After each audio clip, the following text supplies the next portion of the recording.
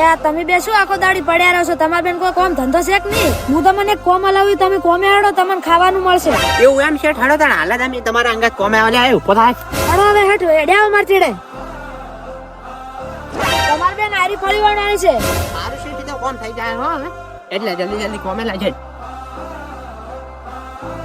A few moments later. હવે આપણે કોમ કરતા કરતા આ એકે વાજી હજી કઈ કોમ કરશે. હવે હાડો શેઠ પાણી છે, આપણે હવે ખાવું પડશે ને.